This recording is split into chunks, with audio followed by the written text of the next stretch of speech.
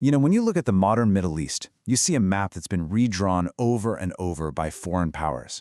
We've seen it in Libya, in Iraq, and Syria. But there's this one nation that has stood like a fortress, almost completely immune to outside control: Iran. So what's the deal? For decades, some of the world's biggest powers have been trying to figure out how to get a foothold, how to find a crack in Iran's armor, and they've all failed. To understand why, you've got to look at a history that's as old as the mountains themselves. I mean, just think about that for a second. 600 years. Empires rose and fell all around it. You had the Romans, the Turks, the British, and yet Iran's core territory just stayed. It's proven again and again that it can hold its own against even the mightiest armies. So what's the secret sauce here? Well, it all starts with the land itself. Right, so the first and maybe the most critical layer of Iran's defense isn't something they built. It was a gift from nature. To put it simply, Iran's geography is basically a natural-born fortress. Just look at a map. The country is almost completely surrounded by massive mountains. To the south and west, you've got the Zagros Range, which is like a giant wall. Up north, the Alborz Mountains are standing guard. And where you don't have mountains, you have these huge, sprawling marshlands. Then, down south, the Persian Gulf acts like a massive moat. It's incredible. And okay, let's say an army somehow managed to get past those outer walls. What would they find? A whole lot of nothing. The inside of the country is dominated by two enormous, barren deserts. This landscape forces most of Iran's people to live in these fortified clusters in the mountains, which makes the country incredibly hard to control from within. For any invading army, it's a total logistical nightmare. Your supply lines would be stretched to the breaking point, and the weather is just brutal. But this is where it gets really interesting, because there's a paradox here. The very same mountains that protect Iran also kind of trap it. They make it extremely difficult for Iran to project its own military power westward in a conventional way. And that geographic reality is exactly why Iran has gotten so good at building its network of proxy groups, like Hezbollah in Lebanon and the Houthis in Yemen. It's how they extend their influence beyond those natural walls. Now, Iran's geography isn't just about playing defense. It also gives them a seriously powerful offensive weapon: control over the Strait of Hormuz. This tiny little choke point is the only way in or out of the Persian Gulf.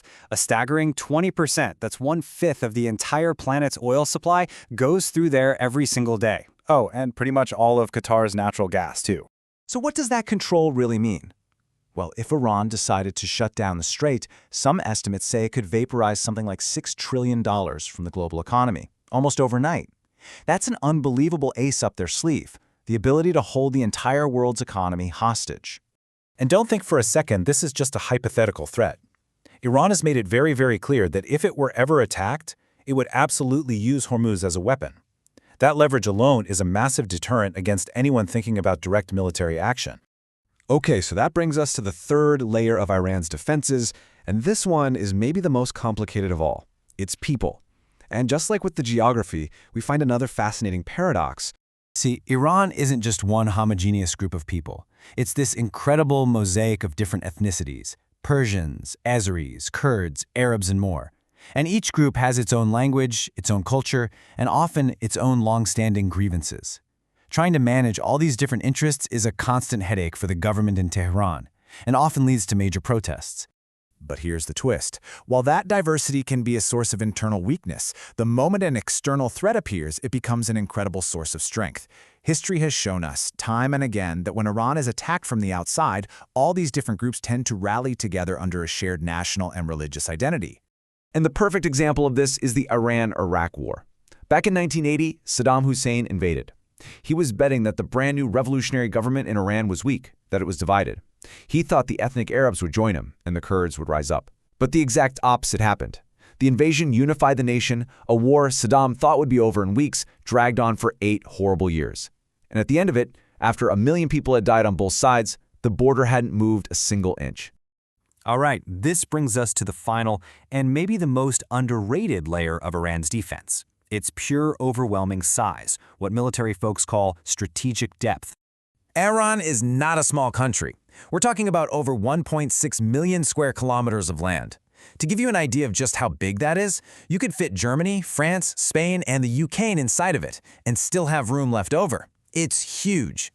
So in military terms, this is called strategic depth, And the basic idea is that you can trade space for time. An enemy can't just score a quick knockout punch, because the deeper they push into your territory, the longer and more vulnerable their supply lines become, and the more time you have to regroup and hit them back. So let's imagine we're an invader for a minute. First, you have to somehow break through those massive mountain ranges. Then, you have to cross these enormous, scorching hot deserts. All the while, your supply lines are getting stretched thinner and thinner, almost to the breaking point. By the time you finally reach the major cities, which are nestled way deep inside the country, your forces would be exhausted and incredibly vulnerable. In a way, Iran's land itself acts like a silent guardian. It doesn't even need to fight back right away. It just uses distance and time as its ultimate weapons to grind any invading force down to dust. So when you put it all together, you realize it's not just one thing. It's the powerful combination of all four factors: that impenetrable geography, the massive economic leverage with Hormuz, a population that unites against outsiders, and just its sheer, overwhelming size. Together, they make Iran a true fortress. Which leaves us with one final thought to chew on. In this incredibly complex web of defense, what do you think is Iran's single greatest weapon? Is it the mountains and deserts? Is it that chokehold on the world's oil supply? Or is it the unpredictable, incredibly resilient power of its own people?